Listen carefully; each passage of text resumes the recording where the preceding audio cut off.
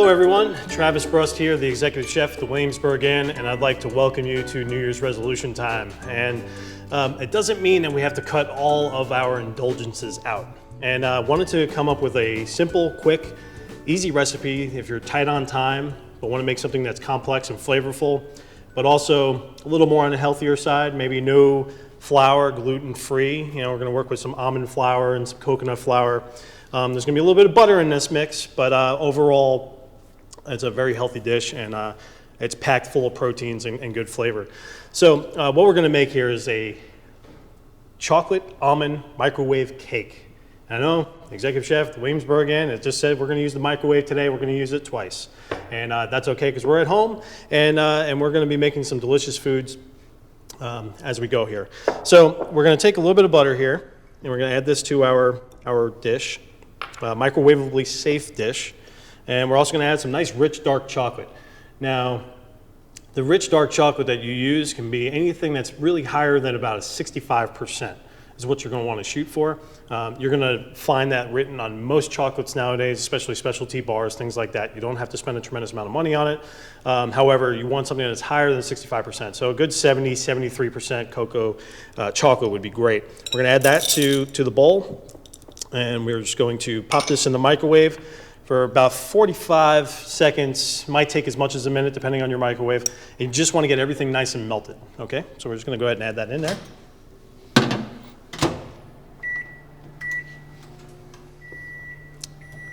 There we go. Looks like we're starting to melt here nicely. We're just going to go ahead and kind of mix this up. Make sure the chocolate is nice and melted, which it looks like it is. So that took about 45 seconds. And then we just want to emulsify the butter and the chocolate together. So, now one of the reasons why we're using the dark chocolate is really to give a good rich flavor and not add too much more sugar. The more milk chocolate, the more lighter the chocolate is, tendency the higher the sugar count's going to be. So we want a nice bitter dark chocolate. And so we have basically a nice little ganache look right here. And to this, we're going to add some eggs.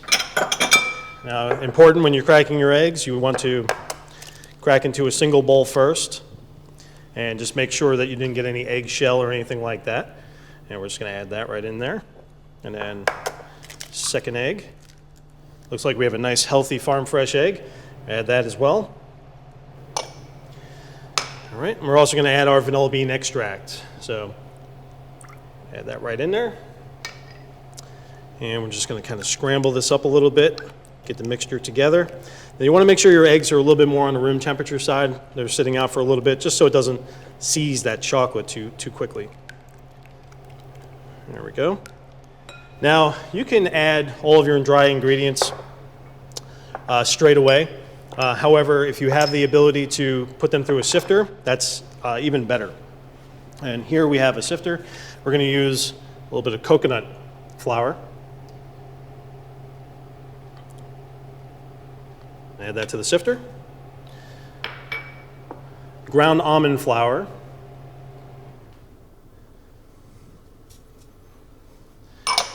Now here we're going to use a little bit of a sugar substitute. The sugar substitute could be yours of choice. Just make sure that you follow your, it's a 1-to-1 ratio. So if you're using something that says it's 10 times as sweet as sugar, you want to use 10 times less. So if you buy the 1-to-1 ratio, then you can, if it calls for 1 cup, you can use 1 cup. Add that to the sifter as well. And then some Dutch processed cocoa powder. So your Dutch processed cocoa powder is very nice and dark. There we go. And we also have some baking soda, as well as some kosher salt. And we're going to go ahead and just sift that mixture in. And sifting is just going to pull all the lumps out, the large lumps. And you can reach in there and kind of sift them through. There we go. And it's going to pull those, those big chunks of almond that might be in there. We're looking good. And then just fold this together. And it's as simple as that. Just really mixing. You don't need a mixer, to make a big mess or anything like that. You're just going to fold it together. And it's going to be turned into quite a thick a thick dough here, batter. There we go. And since there's no gluten in this, there's no actual wheat flour, you can't really overwork it. So you want to get it nice and mixed together. Then what we're going to do is divide this batter into 2 ramekins. You can see here the batter is nice and rich, almost like a brownie batter. We're going to take our 2 nice little serving vessels here. There we go. I want to fill them about halfway,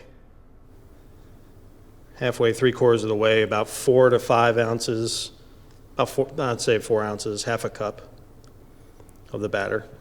There we go.